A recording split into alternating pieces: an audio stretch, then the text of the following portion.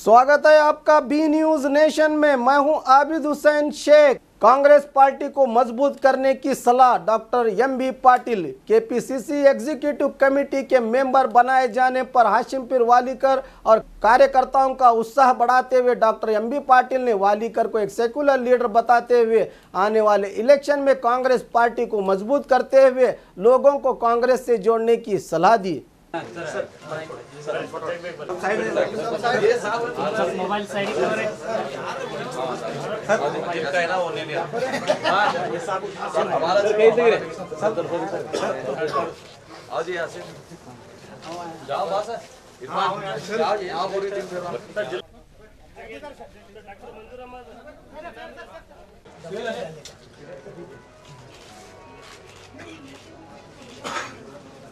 युवा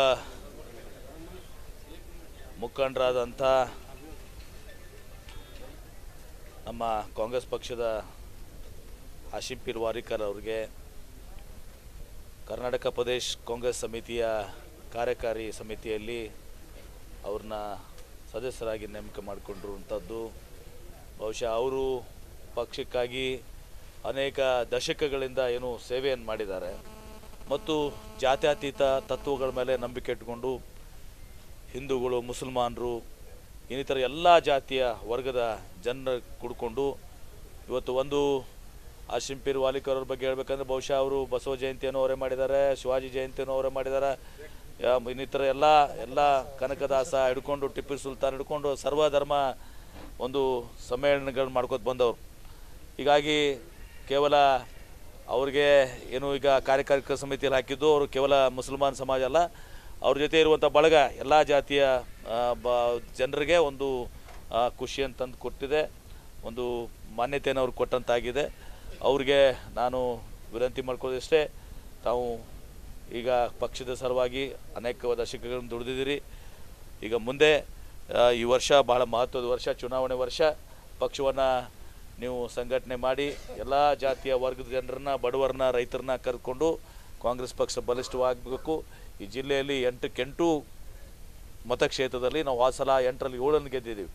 ಈ ಸಲ 8 ಮತಕ್ಷೇತ್ರಗಳನ್ನ ಗೆದ್ದು ನಮ್ಮ ಮುಖ್ಯಮಂತ್ರಿಗಳಂತ ಸಿದ್ದರಾಮಯ್ಯ ಅವರ ಕೈ ಬಲಪಡಿಸಬೇಕು, ಸೋನಿಯಾ ಗಾಂಧಿ ಅವ್ರ ಕೈ ಬಲಪಡಿಸಬೇಕು, ರಾಹುಲ್ ಗಾಂಧಿ ಅವ್ರ ಕೈ ಬಲಪಡಿಸಬೇಕು, ನಮ್ಮ ಕೆಪಿಸಿಸಿ ಅಧ್ಯಕ್ಷರಂತ ಪರಮೇಶ್ವರ್ ಅವರು ಮತ್ತು ಎಐಸಿಸಿ ಪ್ರಧಾನ ಕಾರ್ಯದರ್ಶಿಗಳಂತ ವೇಣುಗೋಪಾಲ್ ಅವ್ರನ್ನ ಕೈಯನ್ನು ಬಲಪಡಿಸಬೇಕು ಅಂತ ದೃಷ್ಟಿಯಲ್ಲಿ ನಾವು ಎಲ್ಲರನ್ನ ವಿಶ್ವಾಸಕ್ಕೆ ತೆಗೆದುಕೊಂಡು, ತಾವು ಪ್ರಸಂಗ ಬಂದರೆ ಸ್ವಲ್ಪ ಸಣ್ಣವರಾಗಬೇಕಾಗ್ತದೆ, ಸಣ್ಣವರಾಗಿ ಇವತ್ತು ದಿವಸ ಎಲ್ಲರನ್ನೂ ವಿಶ್ವಾಸಕ್ಕೆ ತೆಗೆದುಕೊಂಡು ತಾವು ಮುನ್ನಡೆಯಬೇಕು ಅಂಥೇಳಿ ಅವ್ರಿಗೊಂದು ಕಿವಿ ಮಾತನ್ನು ಅವ್ರಿಗೆ ಹೇಳಿ, ಇವತ್ತು ಆ ಸಂತೋಷದ ಅವರ ನೇಮಕ ಸಂತೋಷದಲ್ಲಿ ಬಂದು ನನಗೂ ಕೂಡ ತಾವು ಗೌರವಿಸಿದಿರಿ, ತಮ್ಮ ಪ್ರೀತಿ ನನ್ನ ಜೊತೆ ಹಂಚಿಕೊಂಡಿದಿರಿ. ತಮ್ಮೆಲ್ಲರಿಗೂ ಕೂಡ ವಂದನೆಗಳು. आज जो भी काम किए हैं हमारे जो कर्नाटक सरकार है, वैसा आज तक कोई भी सरकार काम नहीं किए हैं. सब लोग सिर्फ बोलते गए हैं और आप लोग सुनते ही गए हैं. बोलना अलग और करना अलग.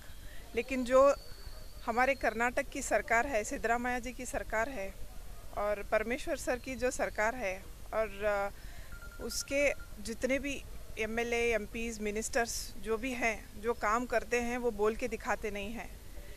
लेकिन बीजेपी की जो सरकार है वो बोलती अलग है और करती अलग है. और हमारे कर्नाटक में जितने भी अभी पोस्ट किए हैं, पोस्ट दिए गए हैं सारे, और सब लोगों को कुछ ना कुछ किया है सरकार ने. और हम सब लोग मिला के आगे भी फ्यूचर में भी कर्नाटक में कांग्रेस सरकार लाने की कोशिश करेंगे और जी तोड़ के जान लगा की कोशिश करेंगे. और जो हमारी कर्नाटक में कांग्रेस की सरकार है ये आगे भी गरीबों को मदद करेगी, हेल्प करेगी और हम लोग जो बोलते हैं वो करके दिखाते हैं. कर्नाटक प्रदेश कांग्रेस समितिಯ ಕಾರ್ಯಕಾರಿಣಿ ಸಮಿತಿಗೆ ಗೌರವಾನ್ವಿತ ಎಂ.ಬಿ. ಪಾಟೀಲರ ಶಿಫಾರಸ್ಸಿನ ಮೇರೆಗೆ ನನ್ನನ್ನು ಸದಸ್ಯರನ್ನಾಗಿ ಆಯ್ಕೆ ಮಾಡಿದ್ದಾರೆ. 2018ರಲ್ಲಿ ಭಾಳ ಪ್ರಮುಖವಾದಂಥ ನಮ್ಮ ಚುನಾವಣೆ ಬರ್ತಾ ಇದೆ. ಜಿಲ್ಲೆಯಲ್ಲಿ 8 ಮತಕ್ಷೇತ್ರಗಳಿದ್ದು 8 ಮತಕ್ಷೇತ್ರಗಳಲ್ಲಿ ಕಾಂಗ್ರೆಸ್ ಸರ್ಕಾರ ತರುವಂಥ ಒಂದು ಯೋಜನೆಯನ್ನು ಗೌರವಾನ್ವಿತ ಎಂ ಬಿ ಪಾಟೀಲರು ಮತ್ತು ಎಲ್ಲ ಶಾಸಕರು ಹಮ್ಮಿಕೊಂಡಿದ್ದಾರೆ. ಈ ಸಂದರ್ಭದಲ್ಲಿ ಜಿಲ್ಲಾ ಕಾಂಗ್ರೆಸ್ ಆಡಳಿತ ಮತ್ತು ಕಾರ್ಯಕಾರಿಣಿ ಸಮಿತಿಯ ಸದಸ್ಯನಾದಂಥ ನಾನು ಅವರೊಂದಿಗೆ ಬೆರೆತು ಪಕ್ಷದ ಮತ್ತು ಸರ್ಕಾರದ ಸಾಧನೆಗಳನ್ನು ಮತ್ತು ಯೋಜನೆಗಳನ್ನು ಜನರ ಗಮನಕ್ಕೆ ತಂದು ಸರ್ಕಾರವನ್ನು ಮತ್ತೊಮ್ಮೆ ಮರಳಿಸುವಂಥ ಕೆಲಸವನ್ನು ನಾವೆಲ್ಲರೂ ಪಣತೊಟ್ಟು ಮಾಡ್ತಾ ಇದ್ದೇವೆ. ದೇಶದಲ್ಲಿ ಕೋಮುವಾದದ ಕಿಡಿಯನ್ನು ಹೊತ್ತಿಸಿ ಮತ ಬೇಡುವ ಜನರು ಬರ್ತಾ ಇದ್ದಾರೆ. ಜನಸಾಮಾನ್ಯರು, ಭಾರತೀಯರು ಮತ್ತು ಮಾನವೀಯತೆ ಉಳ್ಳ ಜನರು ಯಾವುದೇ ಕಾರಣಕ್ಕೆ ಅದಕ್ಕೆ ಭಾವುಕರಾಗದೆ ಬಡವರಿಗಾಗಿ, ದೀನದಲಿತರಿಗಾಗಿ, ಎಲ್ಲ ವರ್ಗದ ಬಡಜನರಿಗಾಗಿ ಯೋಜನೆಯನ್ನು ರೂಪಿಸಿ ಮನೆ ಮನೆಗೆ ತಲುಪಿಸಿದಂಥ ಸರ್ಕಾರದ ಸಾಧನೆ ಗೌರವಾನ್ವಿತ ಸಿದ್ದರಾಮಯ್ಯನವರ ಸರ್ಕಾರ ಈಗಾಗಲೇ ನೀಡಿದೆ. ಜಿ ಪರಮೇಶ್ವರರ ನೇತೃತ್ವದಲ್ಲಿ, ಸಿದ್ದರಾಮಯ್ಯನವರ ನೇತೃತ್ವದಲ್ಲಿ, ಜಿಲ್ಲೆಯ ಎಲ್ಲ ಉಸ್ತುವಾರಿ ಸಚಿವರ ನೇತೃತ್ವದಲ್ಲಿ, ಶಾಸಕರ ನೇತೃತ್ವದಲ್ಲಿ ಉತ್ತಮವಾದಂಥ ಯೋಜನೆಗಳನ್ನು ಜನರಿಗೆ ತಲುಪಿಸಿ 8 ಮತಕ್ಷೇತ್ರಗಳಲ್ಲಿ ಕಾಂಗ್ರೆಸ್ ಸರ್ಕಾರ ಪಡೆದುಕೊಳ್ಳುವಂಥ ಒಂದು ಯೋಜನೆಯನ್ನು ನಾವೆಲ್ಲರೂ ಹಮ್ಮಿಕೊಳ್ತಾ ಇದ್ದೇವೆ. और खबरों के लिए देखते रहिए बी न्यूज़ नेशन।